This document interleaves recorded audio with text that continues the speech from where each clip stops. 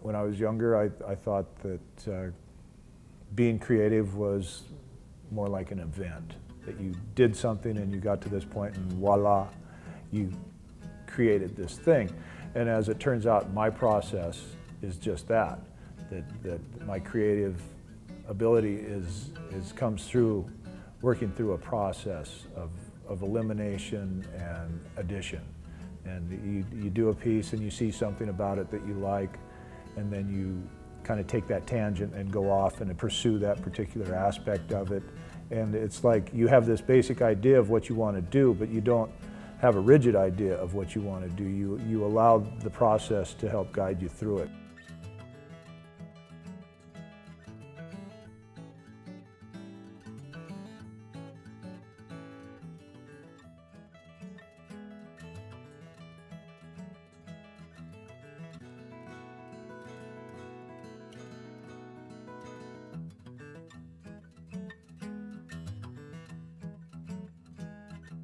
The pieces themselves were more about self-exploration, being able to see through the layers of, metaphorically speaking, see through layers to the interior, to the inner self, as well as see the outer self at the same time or simultaneously. The thing about glass that's so seductive, there's a lot of activity. You're dealing with what looks like a very dangerous situation, a lot of heat, a lot of fire. There's, any number of people that are walking around with these pipes with things on them. I mean, it's unlike anything really that you see in a kind of daily sort of experience, that adds to its fascination. As an artist and a craftsman, it's a challenging material to work with in that regard, as a molten material, and controlling this thing that's always subject to gravity and centrifugal force and the physical laws of nature, and you're trying to work within these parameters to control this thing and create a certain form, and it's challenging, and so that appealed to me. In 1983 was probably the start of probably my first real successful series, the Diamond Cut series. 83 was a kind of a turning point year personally, and I quit drinking. My dad died. I met my wife, all in this year. Seemed like it was kind of an overwhelming thing. But I did this series called the Diamond Cut series. I didn't like that color anyway. Part of which has to do with the process of how the pieces are made, but it was more, the pieces themselves were more about self-exploration. It turned out to be a series that I still work with. I mean, it's been almost 20 years.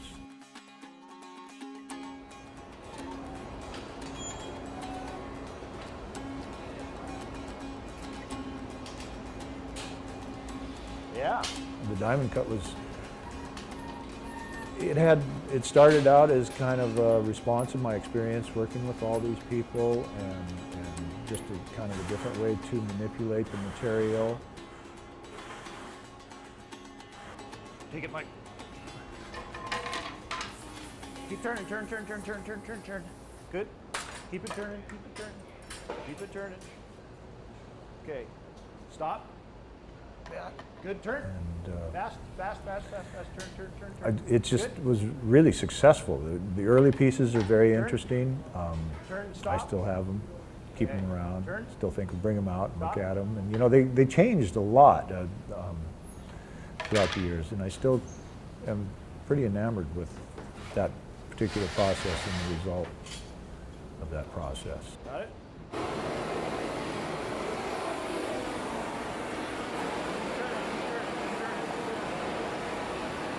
As a result of quitting drinking and stuff, going through a process of self-exploration. I mean, essentially that's what the Diamond Cut series was about, and I pursued that and found that it fit very well for who I was, and I really enjoyed Turn,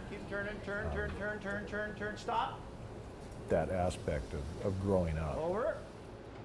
Okay, bottom is down from you. Let it sag, Robert. Rachel? Beautiful job, Robert. Beautiful job. Nicely done.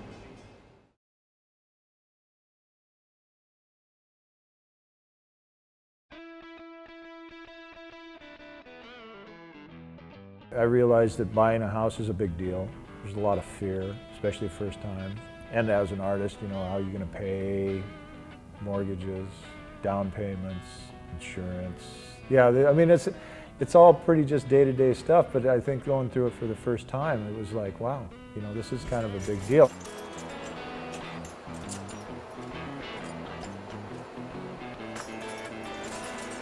So I'd seen this program on PBS on these insects. I probably saw it in about '85 or something.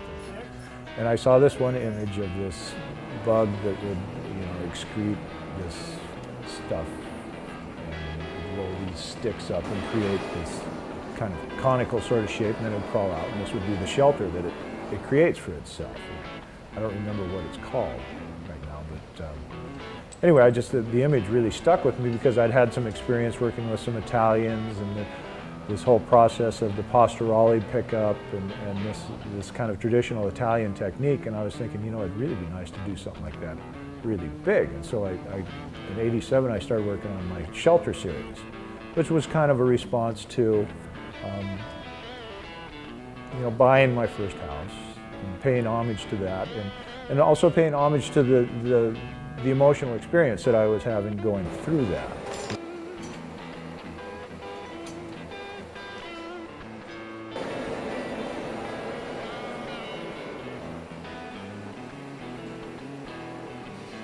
It was important to me to acknowledge that stuff. I had a tendency growing up to not acknowledge fear and not acknowledge pain and any of that kind of stuff. And I was finding out that wasn't really doing me any good doing that. So I wanted to make sure that I continued to do that. And it just happened that my creative process really kind of benefited from that.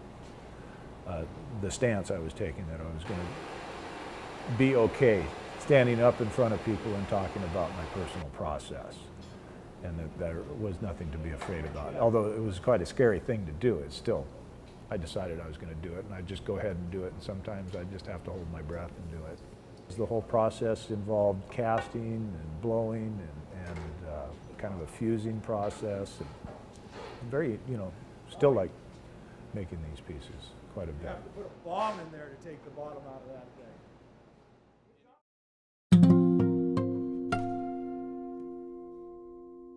When I wasn't blowing glass, I'd just go to the studio and just draw and draw. And I'm getting married, and I started doing these drawings about relationships. I was trying to think of what would a relationship look like as a drawing if you could somehow create an image that would actually work. So I did all these drawings and came up with the relationship series, which is kind of an hourglass shape.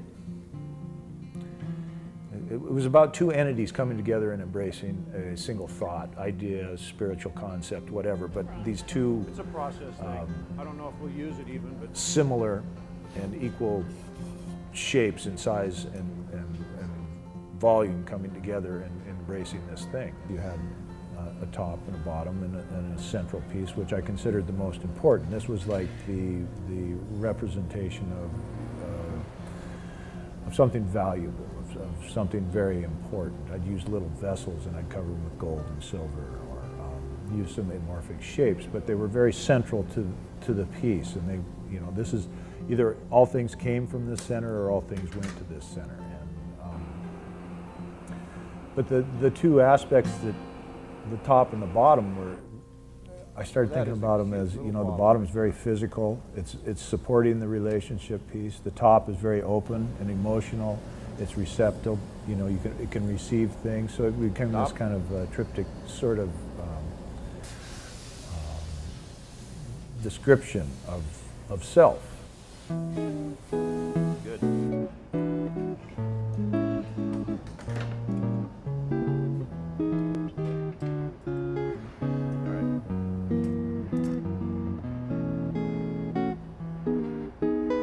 Come on down, slowly, slowly, just like that. Keep coming, keep coming.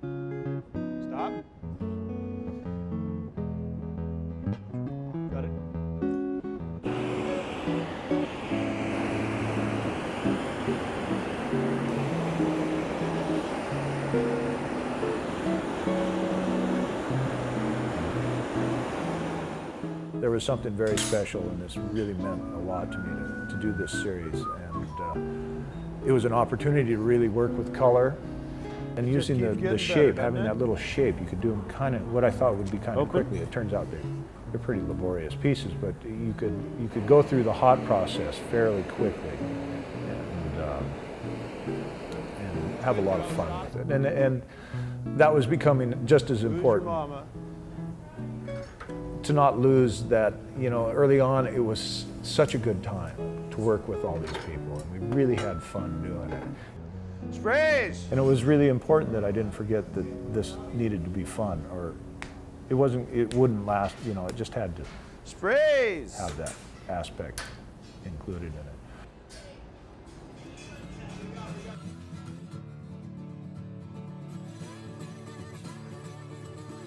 We had a good relationship, and these pieces were strong, balanced pieces, and I felt with these nice vessels in the middle that something ought to be in them.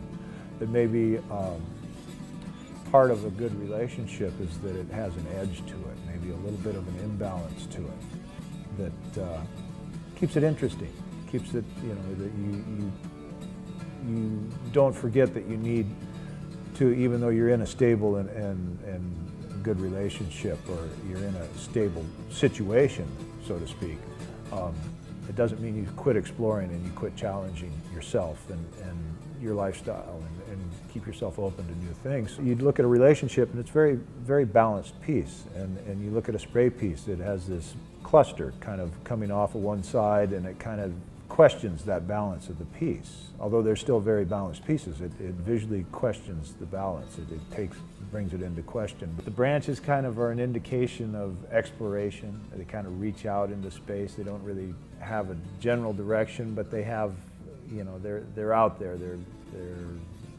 going off into space. So the spray pieces allowed me to spend time in the studio, not in a hot shop studio, but in a studio where I could construct kind of these compositions of glass in a studio in a more contemplative kind of fashion, and that was really enjoyable for me. It was like that energy and that intensity of working in the hot shop was, doing it all the time was getting almost too much.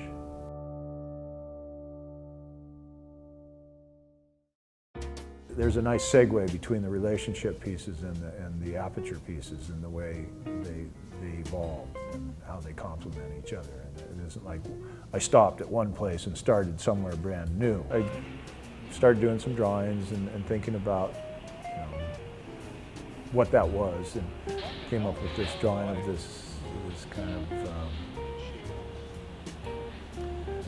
eyeball sort of shape. It was pretty stylized, and it didn't look much like an eye. And people didn't really identify it as an eye, but that's how it looked to me. And there was a couple things that I was trying to do at this time. I wanted to work in clear glass. I wanted to kind of get away from color and think more about the forms. So I was thinking more about pure form and even more sculptural, kind of more abstract sort of sculptural shapes, and still working in this offhand blown format. And so came up with the Aperture series. I'm still not convinced that's the best name for the series, but it seemed to kind of fit the whole concept of when you know, having a child and kind of all your preconceived notions of how your life is going to be kind of go out the window, and you, at least for me, had to take a stance of being a little more open to the events as they transpire. Good. Go.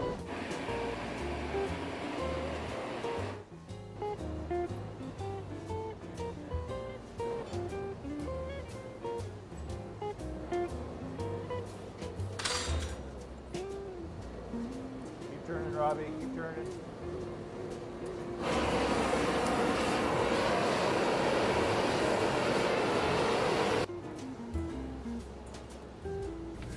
They evolve into different forms and kind of different responses, and I introduced color. They became more vertical pieces. They start looking more like figures dancing. I don't know.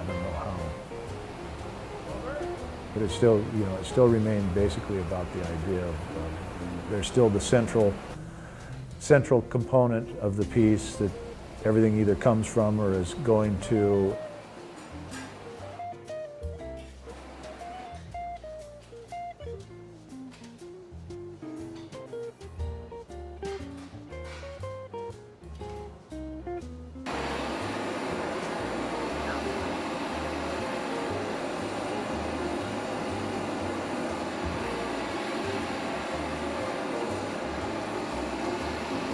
Over.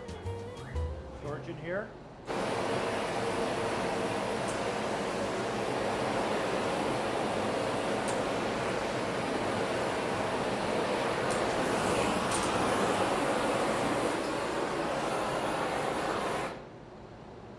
Over.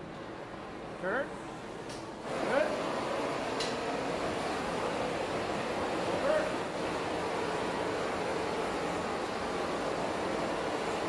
Over. Over. Yeah. How's longer? Are you guys?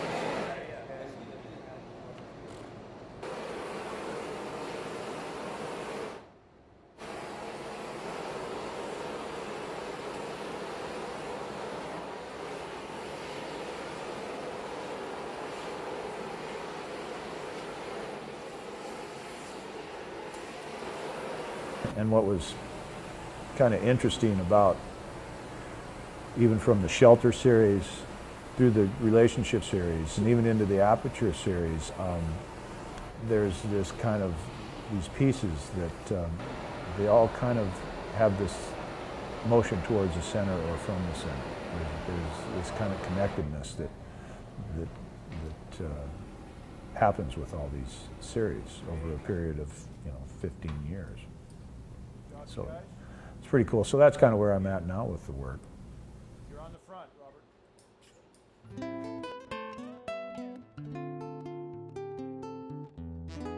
As I get in the studio and I start working, I get in a groove, I get in a zone, and I'm responding to the material, and I'm in this kind of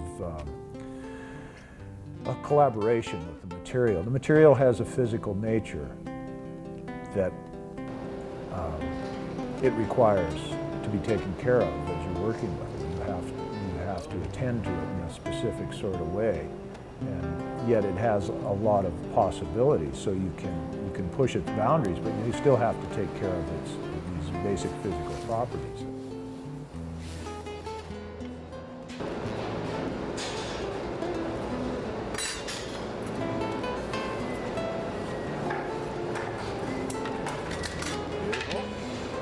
Get my shears, please. Shears, thank you. Stop. Over.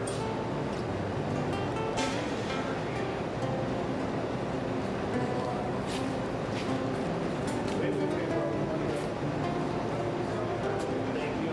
Over.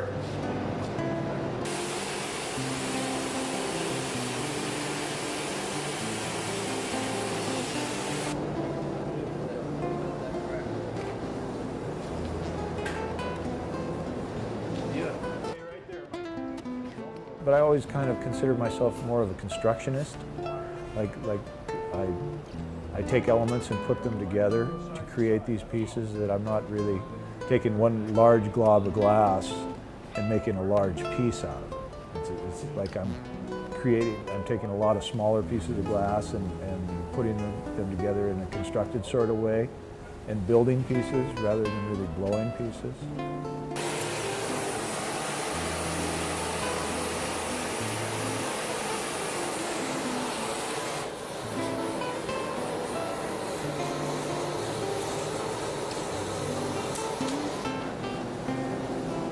Keep going. Stop. Over.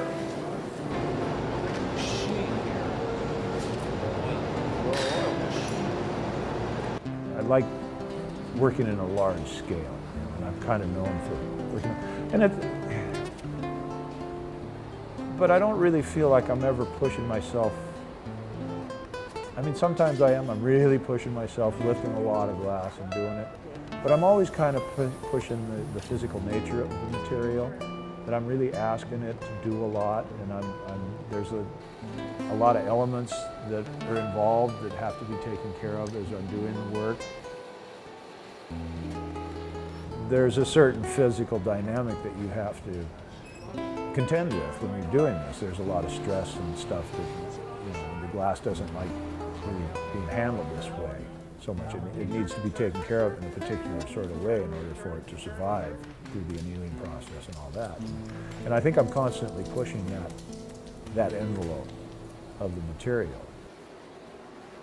Yeah, Rich's ability to work the glass on a large scale is really unparalleled. He works the glass large, hot, and fast, and makes these things that I continue to find astounding as far as the scale in which he can do things for. Not only in his own works, he pushes the limits of the material to a point that's, unbelievable to me.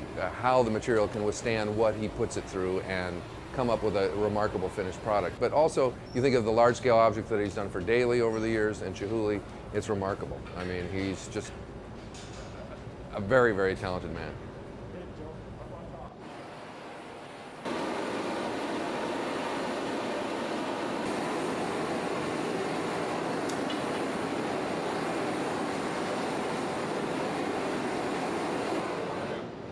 Okay, what do you think, Robbie? You ready? Yep.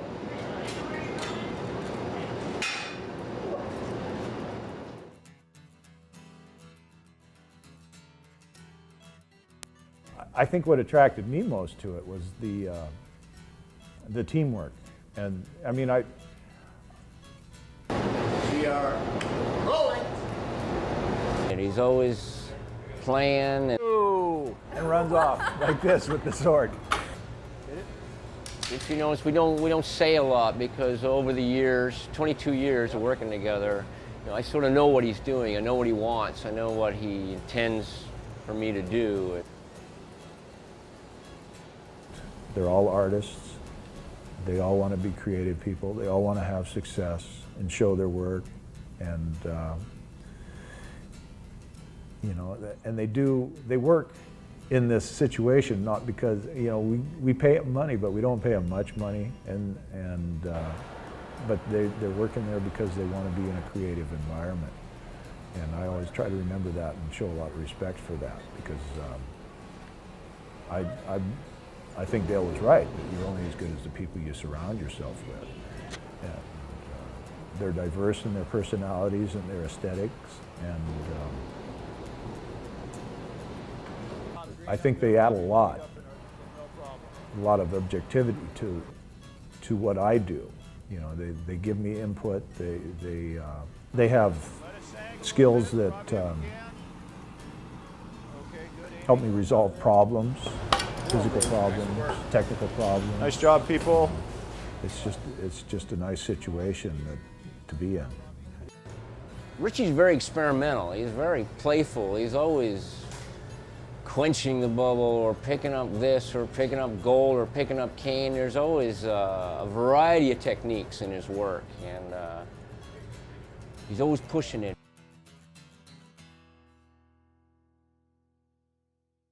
As I'm going through my own personal process, and I heard this guy speak, and he talked about the vertical nature of faith, and it just like really resonated with me. I just went like, yeah, that's how it is. Faith, you don't reach a point of faith and stay there like anything else. It's a process, and these things have such a nice visual indication of the vertical nature of faith, how it spirals up and continues to grow outward and upward, and it just really worked well for me. So I look at these pieces, and I'm constantly reminded of that.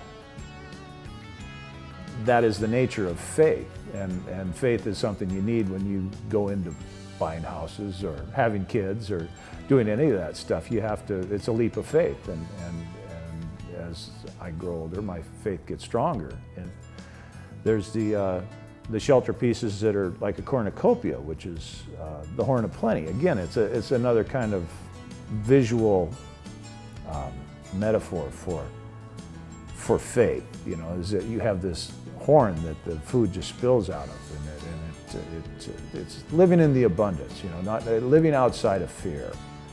You know, the nature of my work is about process, and so I don't know exactly where I'm going with what I'm doing. I've worked on these pieces that are like these extraterrestrial seed pods. I don't know what they are. They kind of were a result of playing around with other pieces that I have ideas, and so, you know, that's kind of how it is with this. It's a process. It's the nature of my work, and you know, I don't know where it's going exactly, but you know, it's a cool thing about what I do is we get to try all this stuff. It's always something new, and you never know when you're going to find that tangent that really takes you off into a new, different direction. But you just have to stay open to it.